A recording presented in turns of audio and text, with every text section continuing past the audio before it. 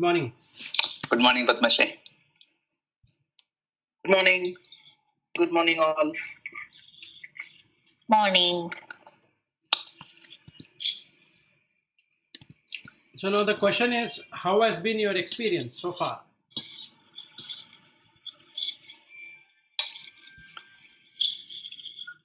Are you talking about the frame experience?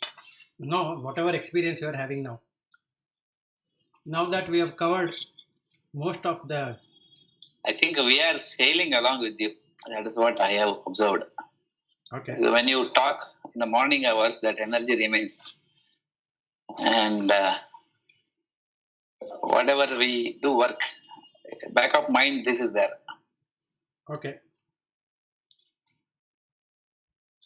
And any actions, what we do, it is it gives a feel of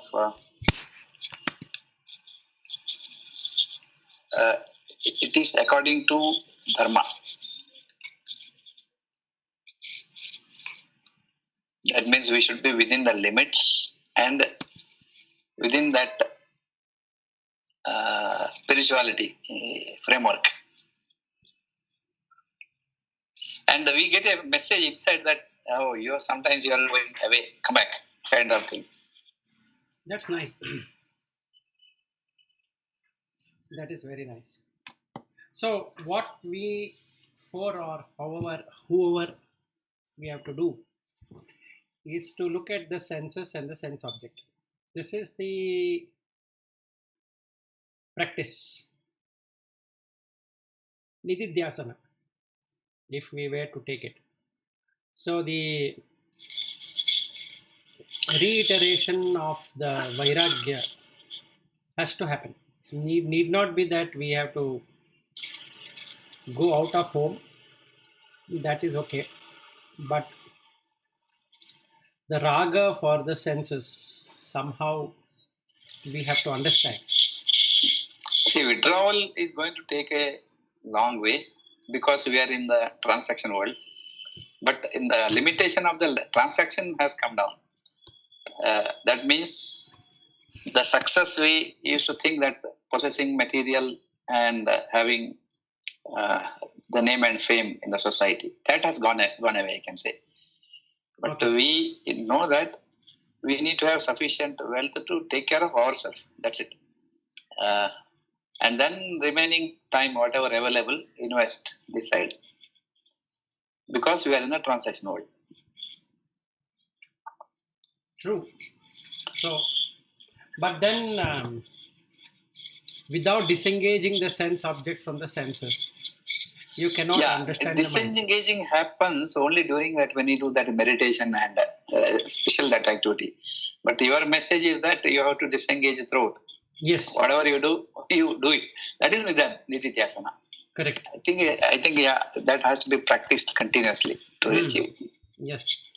Because let's say we look at a river and we enjoy the river. Who is enjoying the river is the question. The Supreme Self neither enjoys the river nor rejects the river. So there is nothing that is doing. Then the mind is the one which is engaging itself in liking the river or disliking the river. Why it is liking the river? Because the sense, the sight, is now connected with the eye through the chitta. Now the chitta is connecting both of them. But every moment we wink our eye, that image is gone. A new image takes over. Then again we wink our eye. Again that happens. So at no given instance we are seeing the same object. 1. 2. In that river, the ripples what is being created by the air, you are not seeing the same thing, whether it's a flowing river or a lake or whatever it is. It looks nice because the sun rays are falling on that, but again there is movement.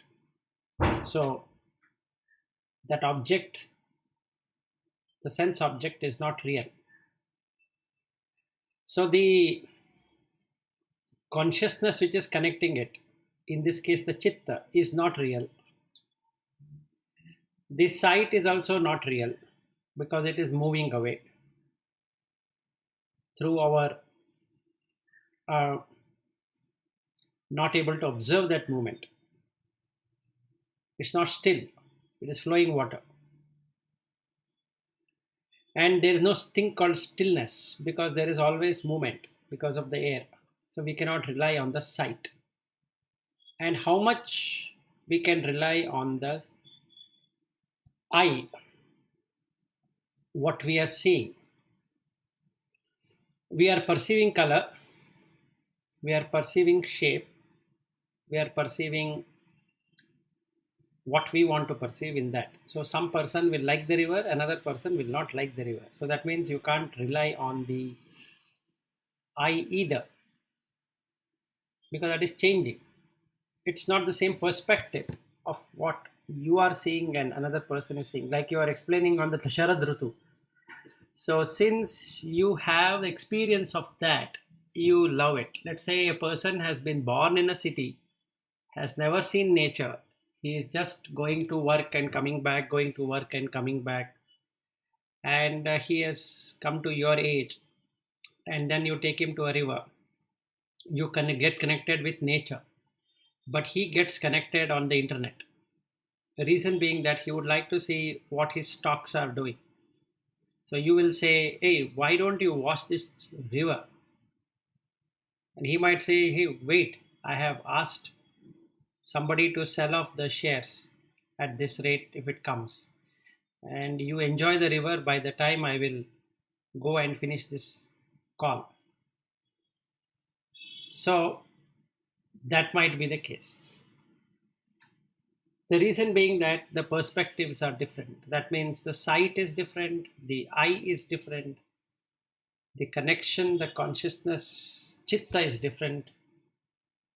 So you can't rely on all the three. But the witnesser, which is witnessing all of this, doesn't have anything to do with the river or with the person who is watching it or the person who is perceiving it or the person who is thinking about it. So then that's what a person should see. So this one is on sight, same thing we can apply on the sound and the taste and the touch and the smell and the thought. So the objective is to find the gap which doesn't seem to exist in our breath, in our heartbeat, in our pulsation. It doesn't seem to exist. But the moment the consciousness, which is the awareness, is put in place, mind falls. Mind cannot take it any longer. So the gap is seen. Once the gap is seen, the person is in Vairagya because that was an illusion. We have to go to that state. And that is the contradictory qualities which Shankaracharya is talking in verse number 242. So he says the identity applies. Ekyam tayoho lakshityayoho na vachayoho nigadyate अन्योन्य विरुद्ध धर्मिणोः खाद्योत भावनः इव राजभृत्यायोः कूप अंबुराशयोः परमाणु मेरवोः. So the identity, what we have, applies to their implied meaning and not their literal meaning. The latter, what we have been created, is inculcated mutually in a contradictory or opposite attributes between the two. So he gives one example. For example, between the glowworm and the sun, or between the king and his servants, or between the well and the ocean, or between a tiny atom and a Mount Meru. So we have these differences, long and short, fat and lean. Then having a lot of money with no money, having a lot of wealth or no wealth, looking good and looking bad, digestible, non-digestible. So we have all of these pluralities which are mental created. So we want to drop the other. But in the Brahman, there is no contradiction because it doesn't care. The gap, what we are talking about, doesn't care whether the river has ripples or not, whether the sun is shining there or not, whether the mountains are there or not, whether the sky is cloudy or not. It just exists. It's pure existence. Mind doesn't want that to exist. Mind wants itself to exist. Meaning, now I don't want that water to move. That's the basic tendency or the basic dharma of water is to flow. So I really cannot bring in something to stop that flow. I can think, absolutely no problem. I will think that I will someday stop the water from flowing. Fantastic. I can keep on thinking about it, but it's got nothing to do with water which is flowing. It will flow. If, let us say, the water is remaining stagnant for some time, the earth element will pull the water. So there is no longer any water. So it doesn't bother whether water was there or didn't there. And when the right opportunity comes, the water again comes back. If there is no right opportunity, then there is nothing that is coming back. So I had in near the Sindhu River or Indus River in Ladakh. Okay, there is a place where the Indus River flows, and next to that is these geysers or hot water springs. The river water is extremely cold. Just 1 inch next to that on the shore, it's extremely hot. You can't even touch it. It's like it's sulfur water. So it's on the way to a lake called a Somoriri. So we have been going there for long, and then every customer I used to take there, I used to show them, look at this fun. There is a small tunnel like thing which is got created in that. So there is one hole, not too big, you can get down there.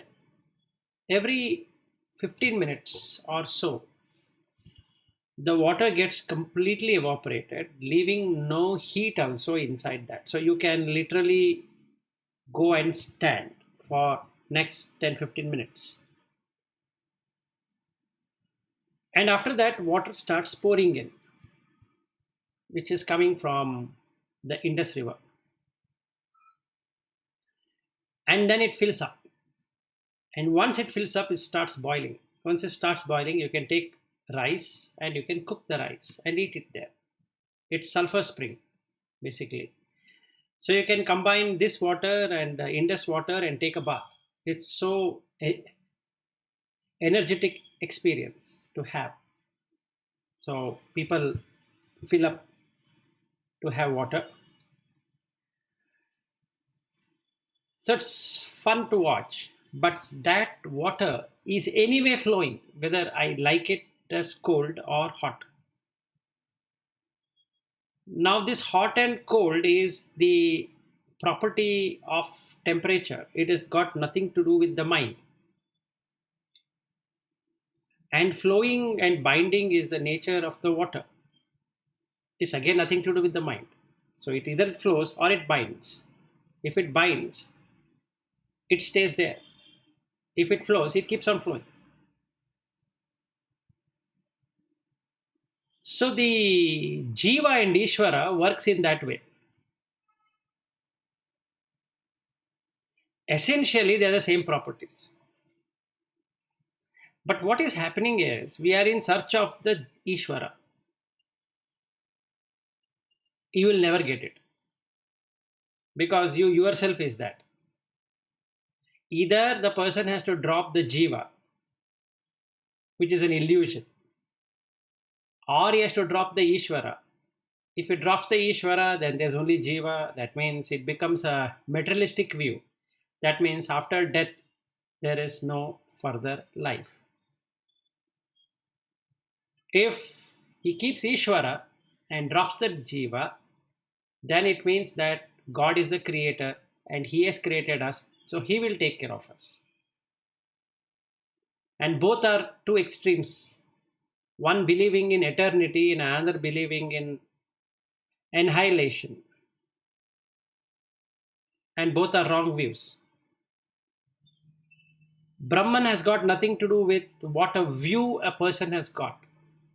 I might have a view God exists, and I might have a view God doesn't exist, but Brahman has got nothing to do with that belief that, oh, I have this or other. In fact, like what Padma Shri was saying yesterday, for convenience sake, we have called it as Brahman. We can call it as whatever we want.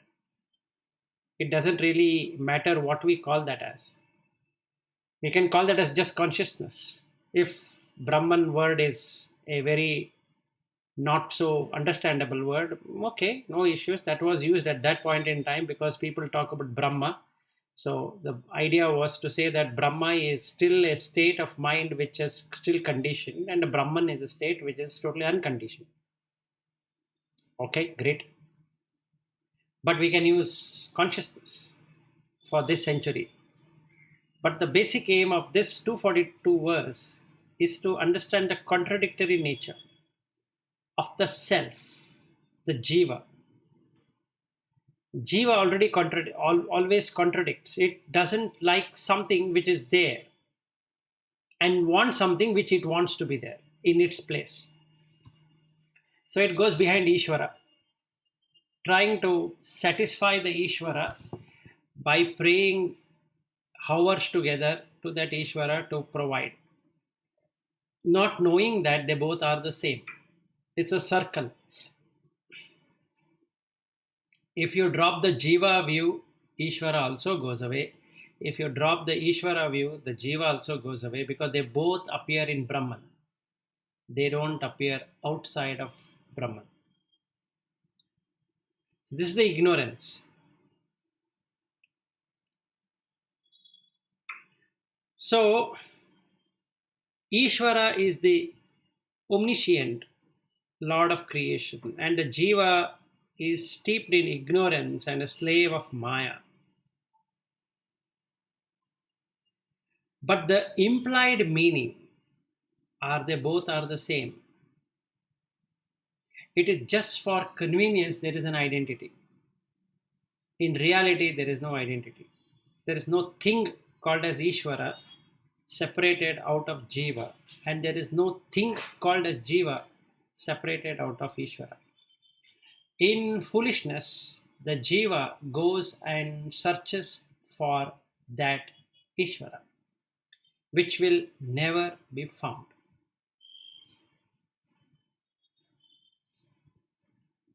Any questions, any concerns on this?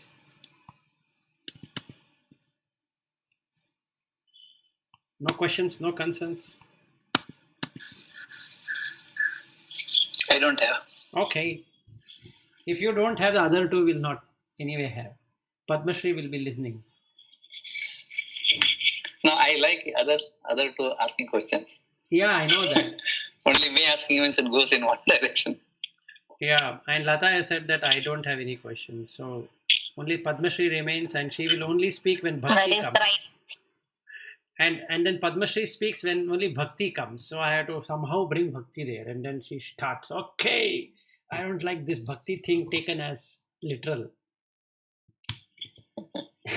Yeah, Padma Shri, anything you want to comment?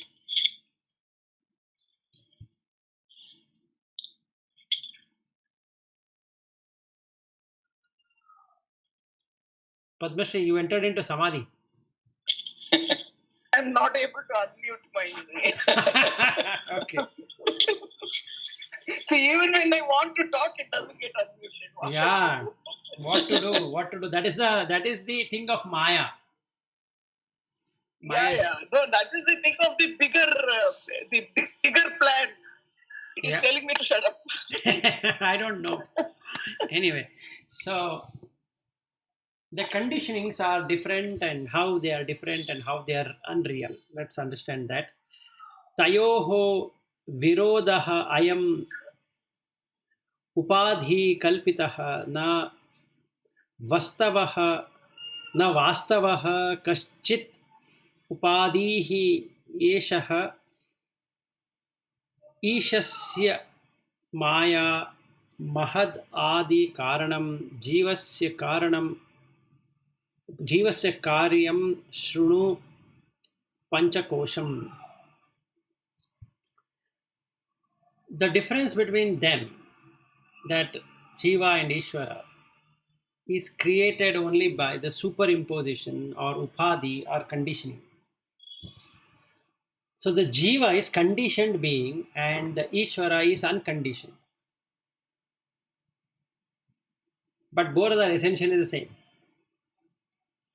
In both the cases, not real are these superimposed conditions. There is no concept of Ishvara and there is no concept of Jiva because they both are concept. They are just superimpositions. On what? Again, we'll take this, not example, experience.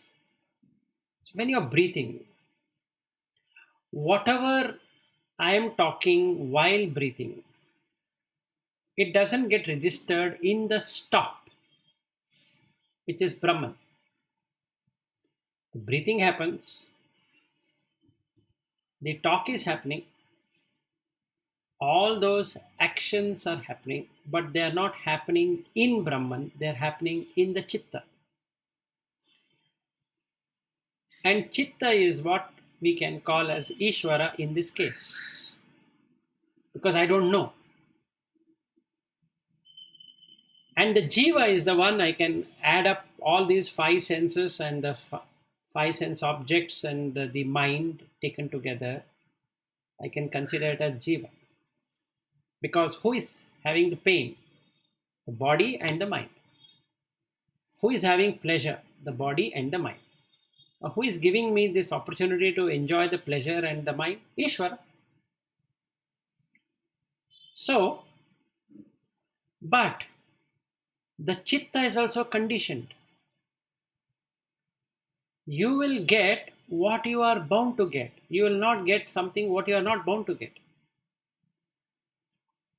It means you get what you deserve, or I get what I deserve.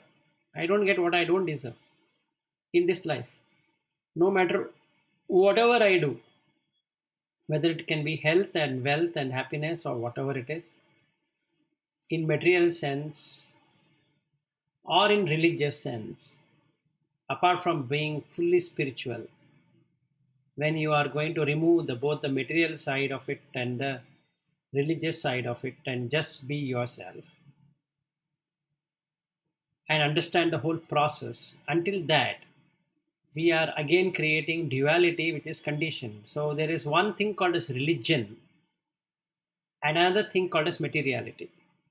So now we are in between two and trying to find which is the better way of living.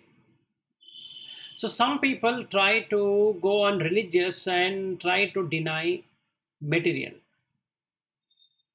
And the religion is called as spiritual. So there becomes material and spirit.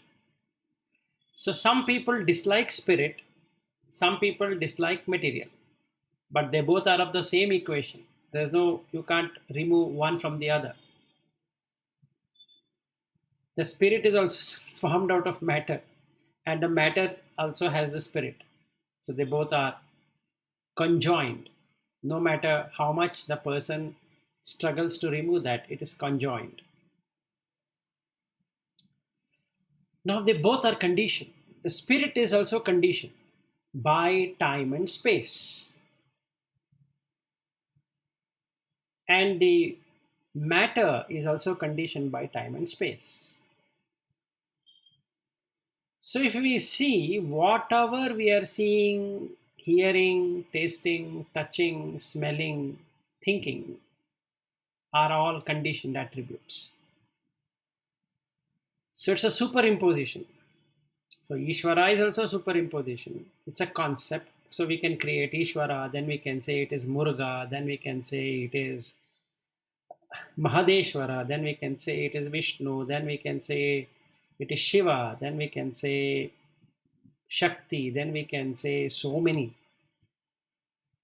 And some religion might call it as Allah, and then Christ and God in heaven, and Hebrew can have different ways, Zoroastrianism can have different ways. So each can have their own ways of identifying the Ishvara. But they both are conditioned. The consciousness has no name and form. If anything has name and form, it's not consciousness. It's just a superimposition. So they are not real. In the case of Ishvara, the conditioning is Maya. Ishasya Maya Mahad Adi Karanam. Predominantly sattvic, resulting in creating of the vast universe. So there is no concept of Jiva, there is no concept of Ishvara, there is no concept of Jagat. Jiva, Jagat, Ishvara, all the three are misunderstanding because they create reality separated out of Brahman. It cannot be. So Jivasya Karanam Shrunu Panchakosham. In the case of Jiva, the conditioning is avidya, resulting in an identification as Jiva. Please listen to this. This is 5 sheets that composed as a man. They're not real. So if I say Vilas is real, it's Nama. Where is the Rupa? If you want to count the Rupa, then you have to start with Vilas, Annamaya Kosha. Are you Vilas? No. Food. Oh, very good. Vilas, Pranamaya Kosha. Are you Prana? No. Okay. Again, Vilas, Manomaya Kosha. Then Vijnanamaya Kosha. Then Anandamaya Kosha. All the 5 are dependent. They are not independent. And who is Vilas? He is dependent on these 5 sheets. So Nama and Rupa, they both are fake. Now comes Ishvara. Beautiful. Sattva Guna, purity. But it is still Guna. It's not Gunatita, it is Guna. So it is as unreal as the Jiva. So they both are not existing. So if somebody says that I got a vision of Vishnu or Shiva or Rama or this or that, is that real? No. But do they do some miracles? Yes, possible. Because in consciousness, everything is possible. So this miracle is also possible. Because it is Sattva Guna. So this is a very important verse. So that day I was talking about 224. It is not 224, it is 243, which gives clarity between the differentiation of real and unreal. The most interesting verse is Ishwarasya Maya Mahadadi Karanam Jivasya Karyam Shrunu Panchakosham. So if somebody is believing in Ishvara, he is as mad as believing in Jiva. Because they are both form of Jagat. So Brahman Satya, Jagat Mithya. Both are Mithya. Because they both are appearing in Brahman only. They are not appearing outside Brahman. So Ishvara cannot get manifested separating out of Brahman. It doesn't have an independent entity on its own. Jiva also cannot stay independent on its own no matter how much it tries. It cannot. Because they both are fabricated in the mind. Mind is imagining both the Shiva and itself. So it wants to go and meet Shiva. It can never meet because it's already there. There is nothing to meet. Only it thinks that they both are separated out. Clear on this? Or anybody wanting to fight with me on this? I would have fought, saying that I don't agree with this. Now, what is the basis for that fight? Basis for the fight is that means we are saying that there is no Ishvara. We are talking about only Brahman. We are not talking about in between, right? Correct. It's, but all, then, it's all in our mind only. correct. Anything we are now getting knowledge, that is only which is there in our chitta. Once we cross this chitta knowledge, then Brahman is there. Then where is the question of fight? You can call Allah, you can call Ishvara, you can call anything. But it is for that person only. That person's chitta. No, that is correct. But it all along we've been looking at Savikalpa or I'll bring bhakti now. yes. If you go with the bhakti, then you are creating that. Then yes, you have something to fight here. Ishvara. Right. Okay. Then if it is very clear, then the 244th verse is even more was damaging. Now it becomes very clear. It's even more like that. Etau upadi para jiva yoho tayoho samyak nirashi na paraha na jivaha rajyam narendrasya bhatasya Khetakaha tayoho apohe na bhataha na raja. Now he gives an example between the Jiva and the Jagat and how they both are not there. So he says these two superimpositions, which is the Ishvara and the Jiva, samyak nirashi, when they are completely eliminated, brought out of existence, then na paraha na jivaha, there is neither Ishvara nor Jiva.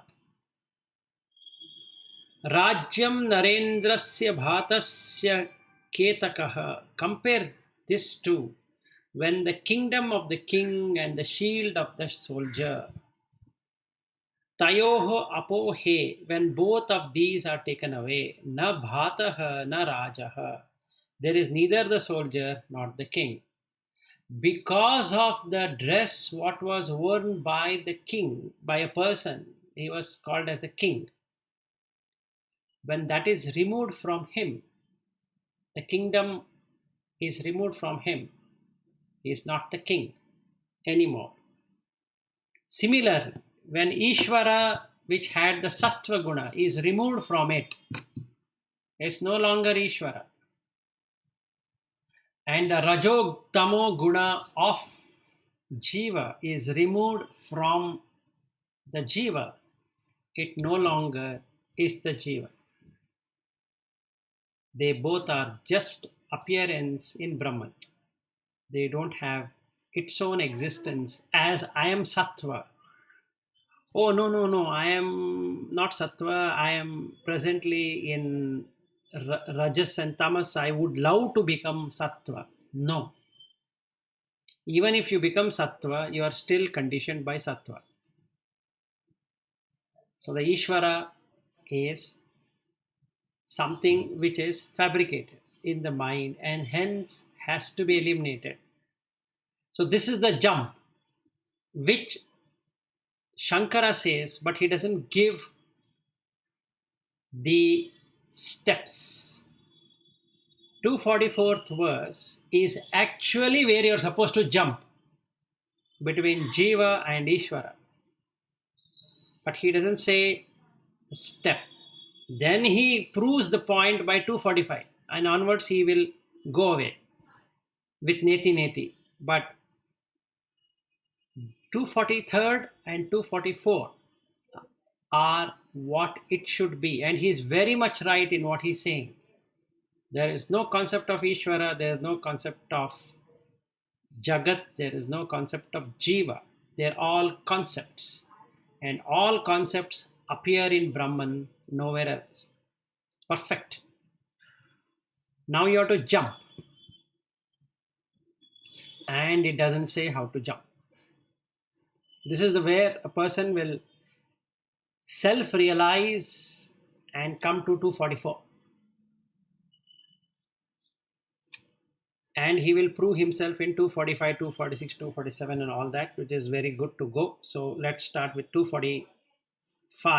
Ataha adeshaha iti shrutihi swayam nishedati brahmani kalpitam dvayam shruti pramana anugrihita bodhat tayoho nirashaha karaniya eva. Now in this juncture, when the person is standing for jumping, he can now jump. Because these are the words coming from the scriptures only. Reject having in Brahman any form of an imagined duality. Don't get into any duality at all, because they all appear in Brahman. They don't have their own existence, no matter what you call them as. Whether you call them as Hari, or you call them as Vishnu, or call Shiva, or this or that, all are concepts. They don't have any existence at all. Because Shruti Pramana Anugrahita Bodhat, when the authority of the scriptures is supported by a sound knowledge of them, Tayoho Nirashaha Karaniya Eva, then this elimination of conditioning should most certainly to be done. So what should be done is to remove the conditioning. What will you get? Unconditioned. Simple. If we keep it very simple. So first was senses. For senses, the sense object. Understood what's the sense object? Senses don't have any force. Now having understood the senses and sense object, mind of duality is removed through the body. So the third one is the body. Body is the one which made me make something to feel as tall and short, lean and fat, fair and dark, this kind of body and that kind of body, a dog body. This is called dog. Okay. This is parrot. Oh, this is parrot. Why? Because it's green in color and it has this red beak. Oh, okay, it's a parrot. That one, that's called crow. Oh, I see. Okay. Then this one, this is called cuckoo. Oh, I see. And this one, no, he's an intelligent person. How? No, he's intelligent because he has got that award and he's got a shield and he's got a certificate. He's got the Nobel Prize. Oh, okay, good. What about that? No, he is an ignorant person. How? No, he doesn't have any one of these. Oh, okay. So ignorant person is that, and intelligent person is this, and that is crow, and that is parrot, and this is cuckoo, and like that. So we keep on running around this. Who is running around this? The chitta. So this body, which is associated by the mind, created this illusion. Now, mind is connected to consciousness. Now, this consciousness is not the super consciousness, it is the consciousness of the chitta. Or if we make the mind itself having the chitta, then the fourth one is the chitta. And the fifth one is the super consciousness. So it doesn't have anything to do with these four people who are smugglers. So what this thumb is going to do is to give testimony of all the people it has known and makes them take on oath. Senses will drop off the moment oath is taken. Sense object will drop off. Then the senses will drop off. Then the mind cannot take oath because it requires body. So body is inert, so it drops off. Then comes only the chitta and the super consciousness. Now that we have created awareness, all of these four are appearing because of this guy, the thumb. So the four fingers have to now take oath that never ever it will try to re-establish its own identity. So now the sense object remains a sense object. It doesn't become I. The senses doesn't say I am seeing, I am hearing, I am tasting, I am touching, I am smelling, I am thinking is again the mind. So these five senses.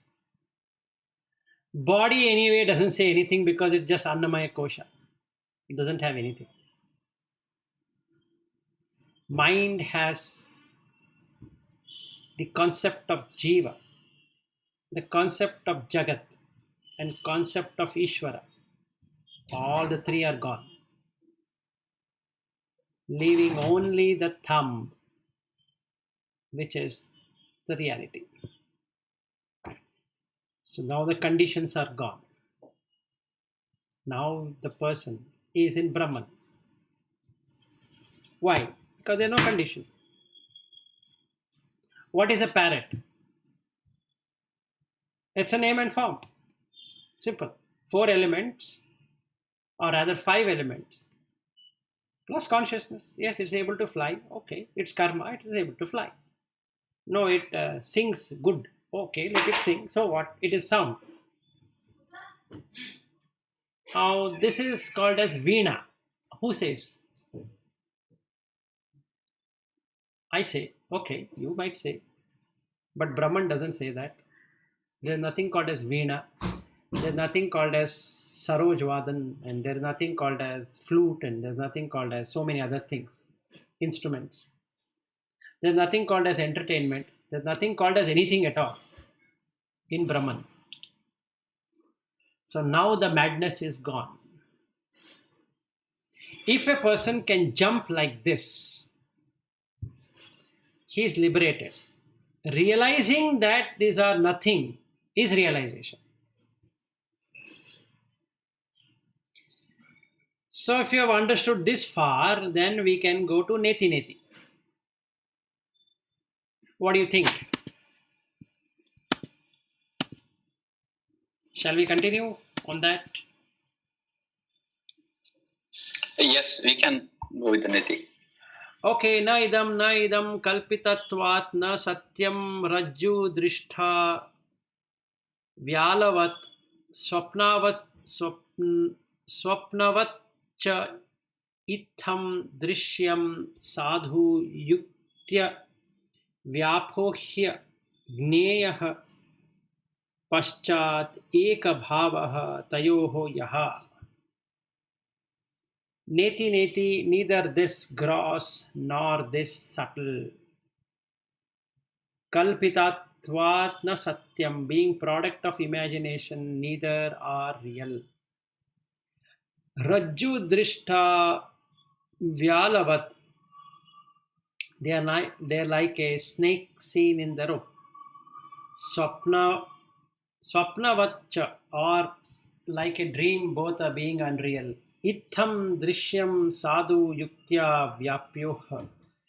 Thus, a perfect analysis of observing and understanding the objective world and eliminating it by way of reasoning. Gneyaha paschat ekabhavaha tayoho yaha. One thereby comes to realize that oneness which underlies both in the Jivi and the Ishvara.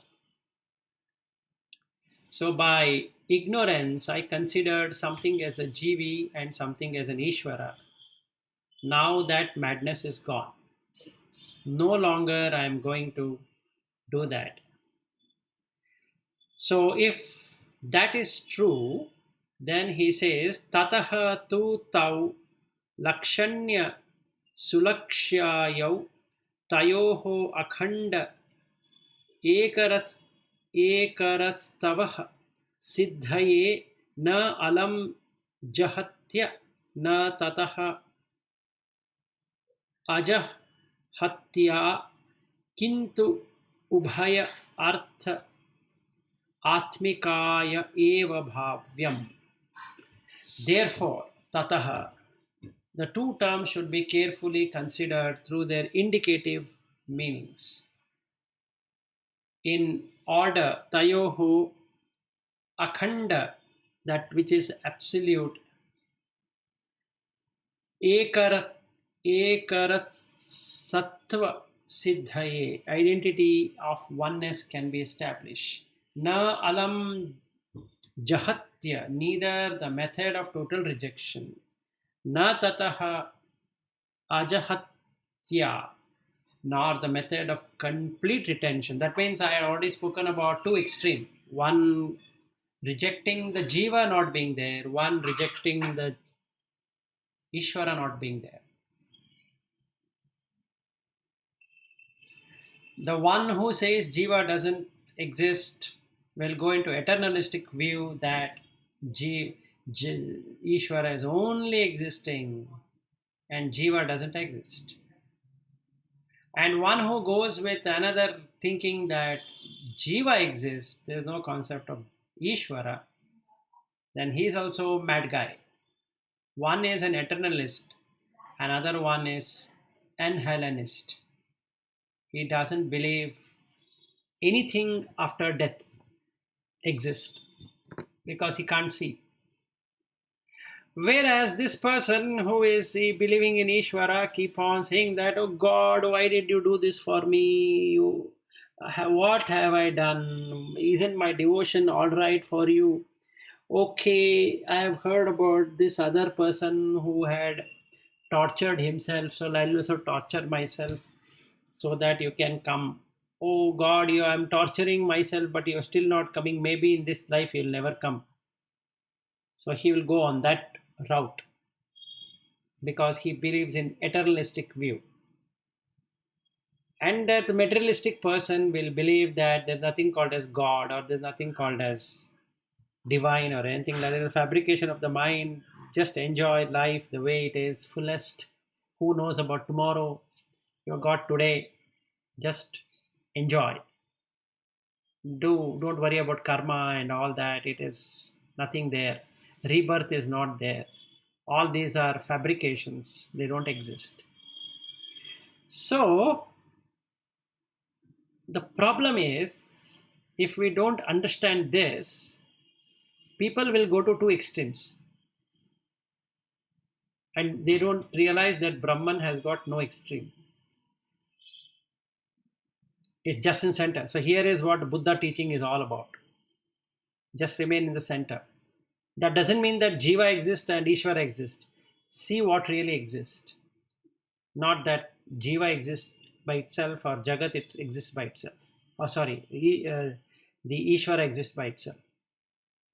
Jagat is a superimposition of the mind. That's all. In reality, Jagat doesn't exist. So remove the Jagat off. So now you got only Jiva and Ishvara. Ishvara and a Jiva are the same parts of the same coin. One side is Ishvara and the other side is Jiva. They both are superimposition. Throw the coin out. Now you are Brahman. Simple. So instead of doing that, a person will get attached to the Ishvara or will get attached to Jiva. Worse, he will do half of this, half of that. He will believe something in Ishvara, something in Jiva, creates another identity for himself and keeps on suffering with that. So what Shankaracharya says is that open up your eyes and see. Neither the method of total rejection, annihilation is as dangerous as complete retention. They both are two wrong views. Kintu, but by a combined process of both, should the solution be reasoned out. That means you have to reason out both of them and then see what is real.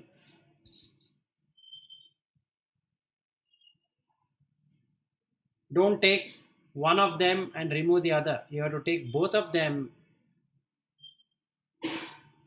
and then only you can understand. So, verse number 248, he gives an example. This is that Devadatta. Saha Devadattaha ayam iti cha ekata viruddha dharmamsham apasya katyate yataha tataha tattvam asi iti vakye viruddha dharman ubhayatra hitva. This is that Devadatta. That's an identity. Contradictory portion of qualities with viruddha dharmamsham are eliminated in order to bring out this identity. In the same manner, in the statement Tattvamasi iti vakye, the contradictory elements on both sides, that and thou, have been given up. Only art remains. Tattvam asi. Asi remains. Tat and tvam are given up.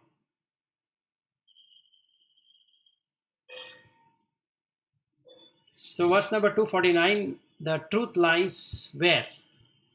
Samalakshe chinmatratya sadatmanoho akhanda bhavaha परिचीयते बुद्धैहि एवं महावाक्य शतेन कथ्यते ब्रह्मात्मना मनोः ऐक्यम् अखंड भावः. One carefully notes samalaksha chinmatratya sadatmanoh. One carefully notes the knowledge absolute is essence of both. The indivisible essence, that is Jiva equal Brahman, is recognized by the wise. In this way, there are scriptural declaration Shatena in hundreds, which express Brahmatmanoho Aikyam Akhanda Bhavaha. The identity between Ishvara and Jiva and reveal their complete oneness in a sense. They both exist in that consciousness. They cannot exist without consciousness. So let's end this here, and we can take up the 9th chapter. 2 verses were pending of Bhagavad Gita. We can complete that also. What do you say? Yeah, that is fine. This is exactly verse number 33 we were supposed to do. So we can do that. And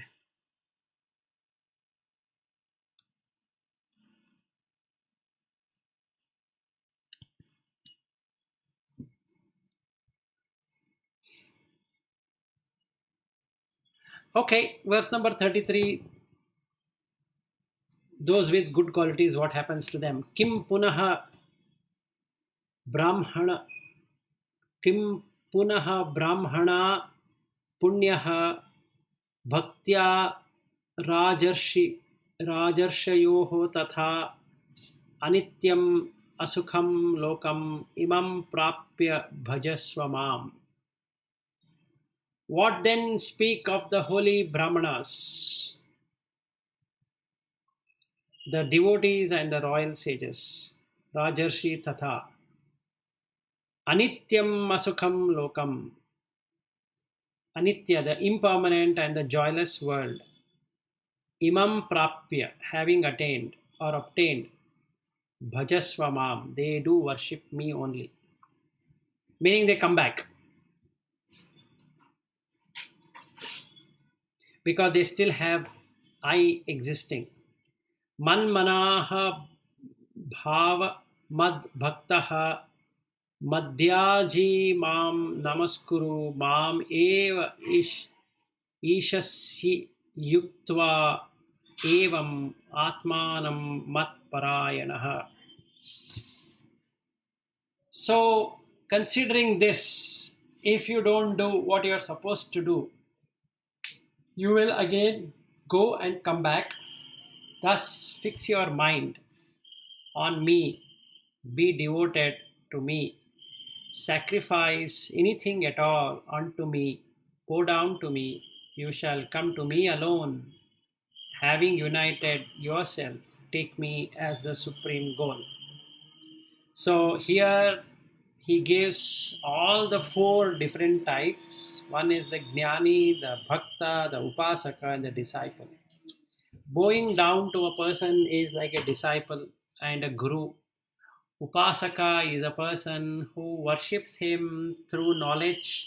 So he sacrifices his wisdom or his individuality to that guru. The Bhakta is the one who is devoted and who surrenders all to him, sarvasva. And the Gnani is the person who fixes his mind onto that consciousness. And from there he liberates.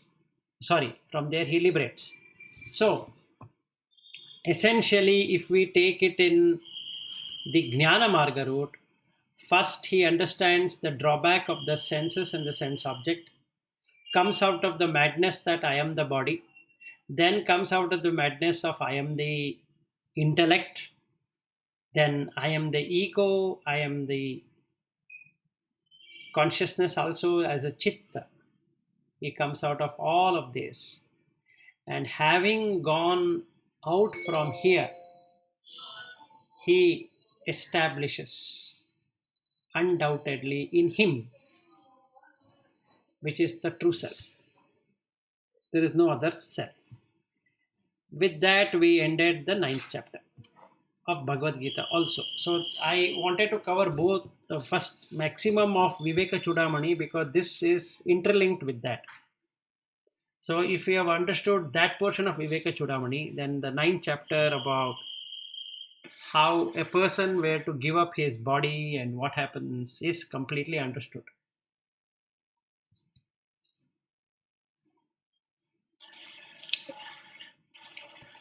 Yes, there is a good resemblance.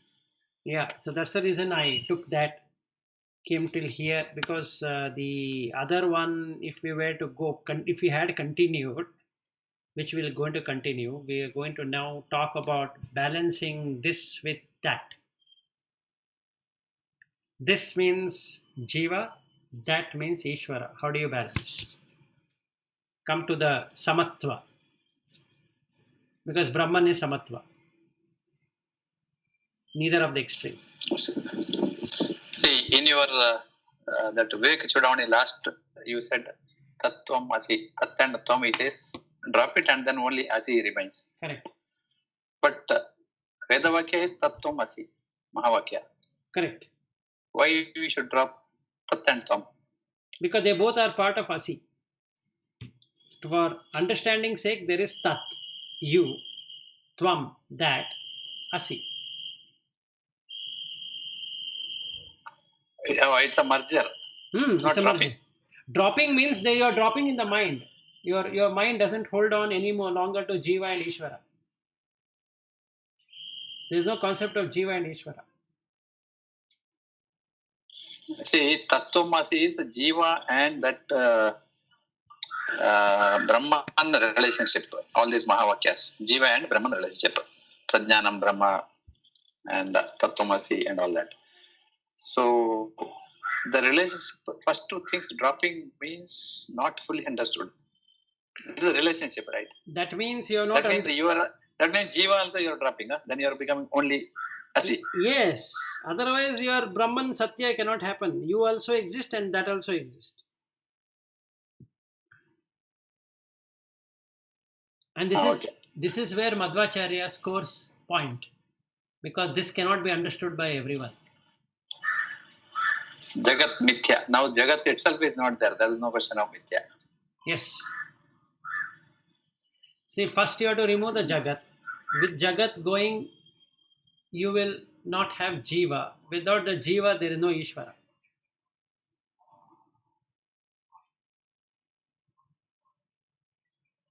So you require Jagat to have both Ishvara and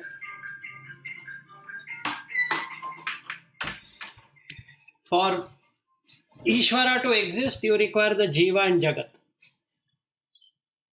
If you don't have Jagat, there is no Jiva, there is no Ishvara. And that's the reason I repeated twice on the 243 and 244. This is a most difficult concept to understand. Because he's saying that they both don't exist.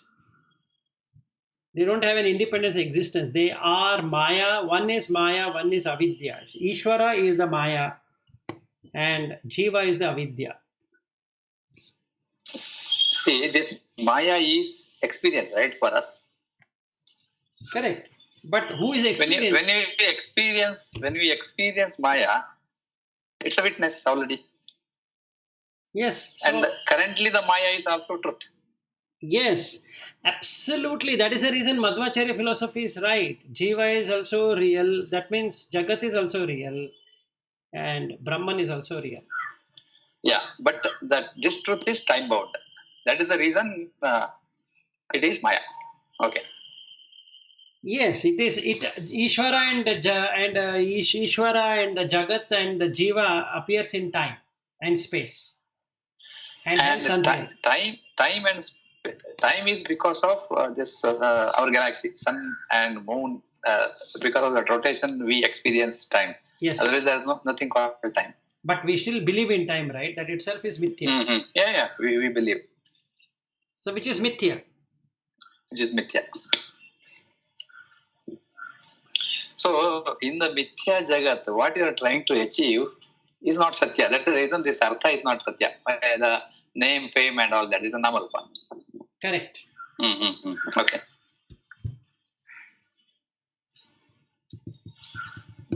That's the reason I didn't know what questions to ask. I was thinking to ask questions. Yeah. No, you can think. So, Madhvacharya explained mithya part as temporary satya. See, what you see is satya, right? That Shankaracharya has not defined. He says, don't even discuss anything there. Yes. Because it is not there. He has spoken of PhD and our Correct. Madhvacharya talks about degree. Yeah, I think that the same Shankaracharya might have come in the form of Madhvacharya later to explain lower level, because we are in the in this Kali Yuga. More and we go in the Kali Yuga, I think people takes more time to understand, because of they are so much attracted to this world. There's a reason Madhvacharya is trying to explain what is world. Yes, so the Panchabheda and the Taratamya, what he showed is very right. So you have Jivi Beda, Jivi Jagat Beda, Jagat Jivi Beda, Paramatma Jivi Beda, and Paramatma Brahman Beda. So he gives all the 5 Vedas and he explains it beautifully. And then he does a Taratamya of that. You measure and see, they are not the same. So there is no question of I am follower of Madhvacharya or Shankaracharya. I am follower of both, because both are there. Yes, absolutely. In fact, we are a mix of many things. We are not even a mix of only one thing. And to really understand this Vedanta, you have to go through first Madhva philosophy. Then only you should go to Shankara philosophy or Bauddha philosophy. Correct. Because Buddha philosophy is even more higher than Shankara. To understand that last jump, you have to understand many things here. Yeah, right but now. But yeah, I agree. But the thing is, because this is Vedantic based, so this is easily going to that Indian brains. Yes. And this Buddha is not based on Vedanta, right? It's based on his own theory fully. It's completely different. And even though there is a similarity between Upanishad way of talking and Buddha way of talking, there are lot many different. Because he goes practically. He says there is no theory at all in Buddha teaching. You don't have to know many things.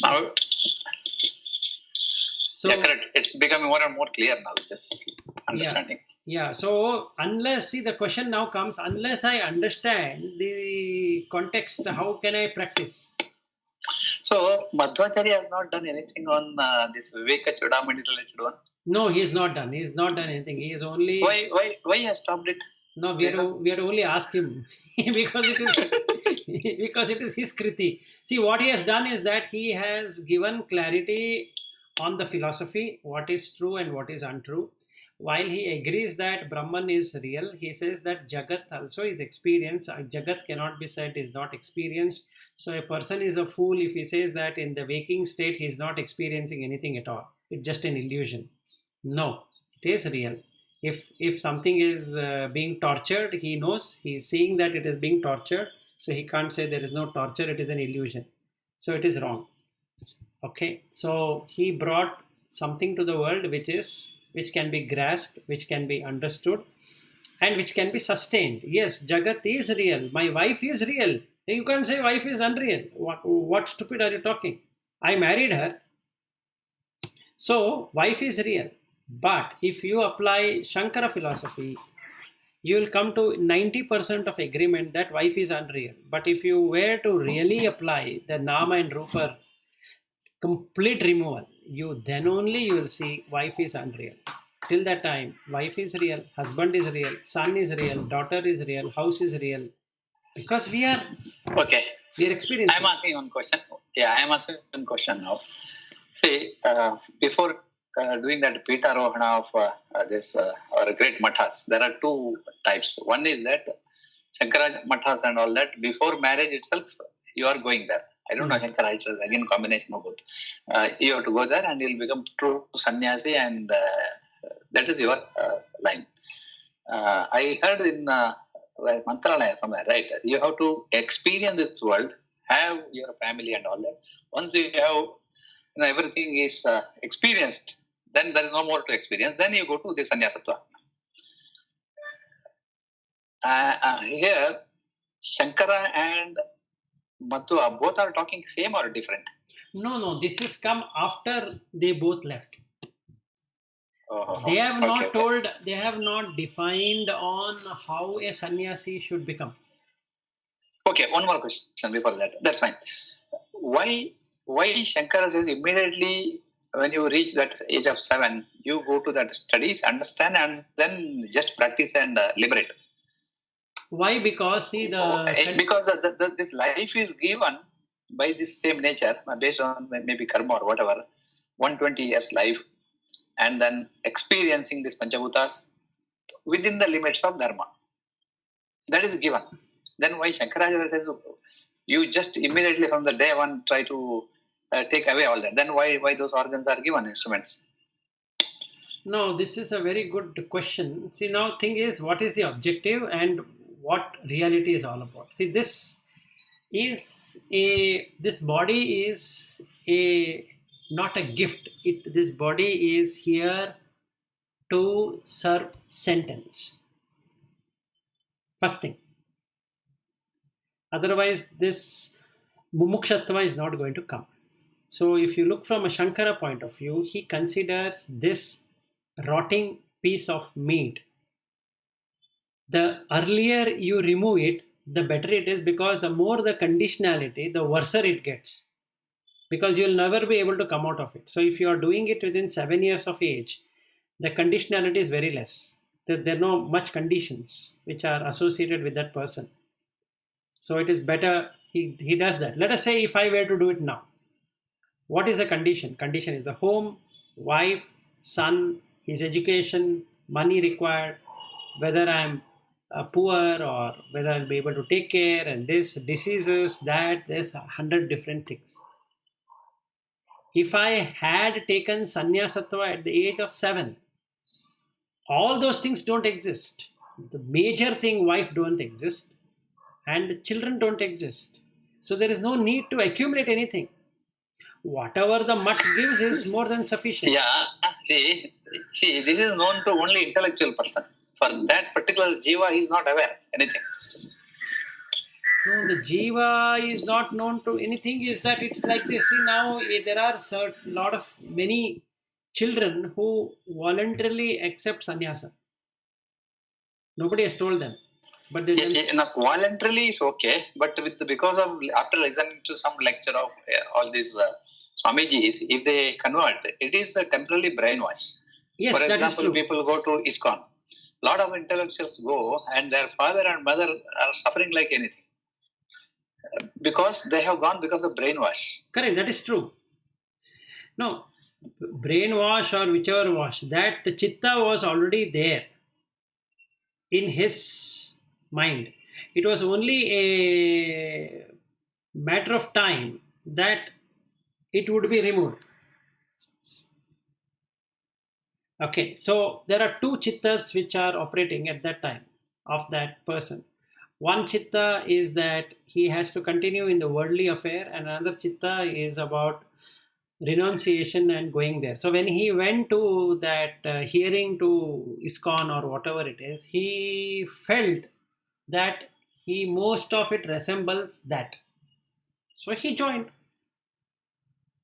So parents are in lurch. Yes, that anyway would have happened irrespective whether he was alive or dead. So now he knows that he is dead as far as they are concerned, or they are dead as far as he is concerned. So it doesn't really matter, because you have to really take that call. The person doesn't take a call because he doesn't like to die. But nobody's life is guaranteed. So it is better to do it immediate. As soon as you come out of the womb, after a few years, better to take it. Or if you're listening to somebody lecture and you feel that he's the right person, and it is working out, then you better drop everything and go. No need to worry about parent or this or that. They will take care of themselves. No need to intellectually think what is right, what is wrong. No, it is not. Just if you are attracted, just you go. Yes. Then that is what we keep on doing. See, let us say we go to a company. Let us say I attend an interview. How am I justifying my presence in that company? I went by what my heart told me to do, right? They are paying me high salary. So this logic here is whoever pays higher, I will join. But do I know anything about that company where I'm joining? Same thing with the wife. Same thing with everything. The college or the school which I went. It was just a feeling. There can't be anything logic to use like right or wrong.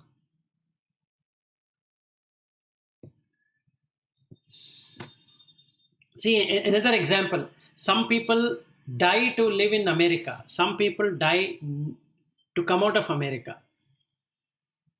Some people lie, die to be born in India and stay in India and die in India. Some people don't love to be born in India, stay in India and die in India. So what do you have to say for that? That is a practical example. Yes. The people who are already having money but have no life, they prefer to come back. Yes. People are already comfortable, whatever it is, but they want more money. Then they will go there, thinking that this life and that money will make some sense. By then, they will lose their life also. Some people, not all. But whatever it is, but they have. But there, what logic will you give?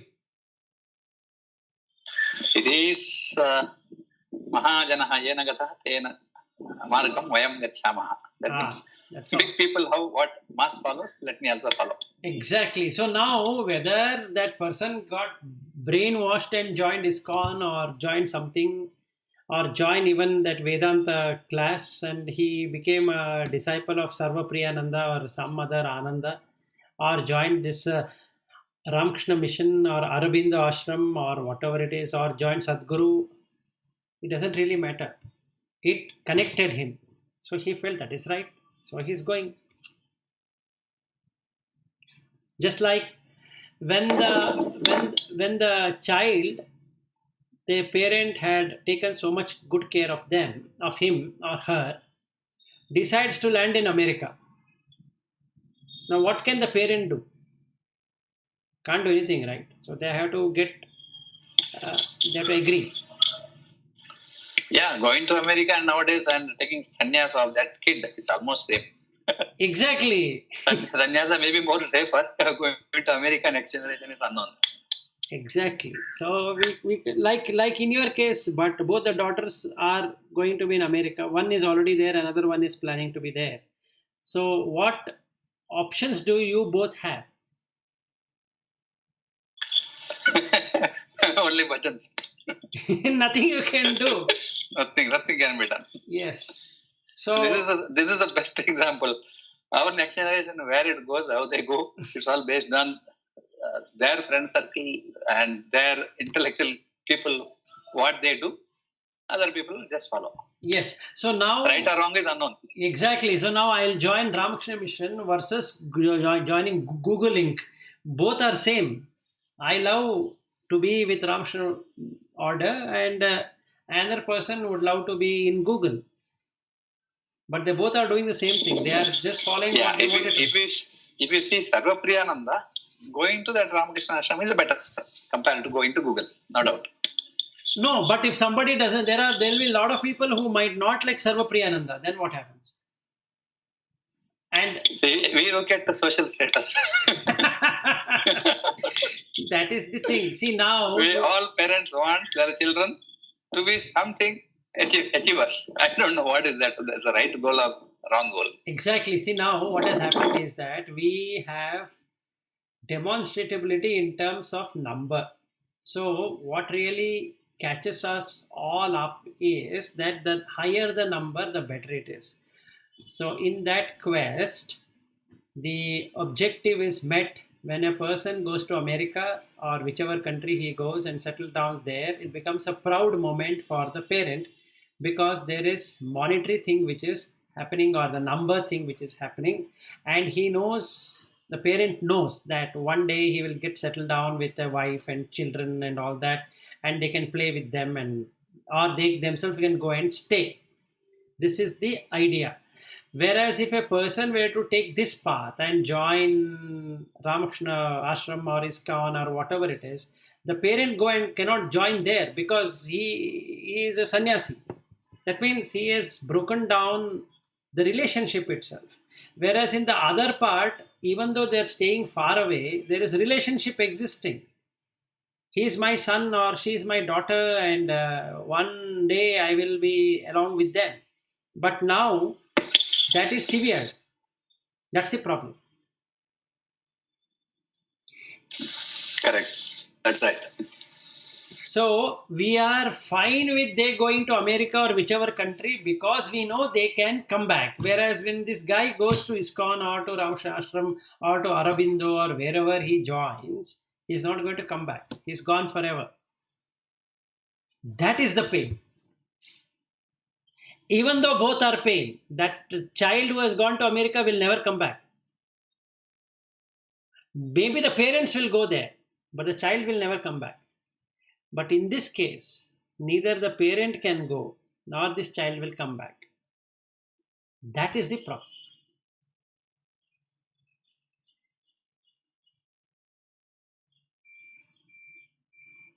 Yeah. Okay, so let's continue tomorrow then on the 10th chapter. And Tomorrow is Monday, right? I wanted to ask, what are the other two feel? Tomorrow is Friday, holiday. Should we continue or should we do it on Monday? I am Monday okay. is better. Bhumi, Monday is better. Okay. Yeah. Then we'll have it on Monday. Then we'll do it on We'll Monday. have it on Monday. Okay, Yeah. all right. Thank you very much. Yeah, bye. Bye. Thank you. Bye. Bye.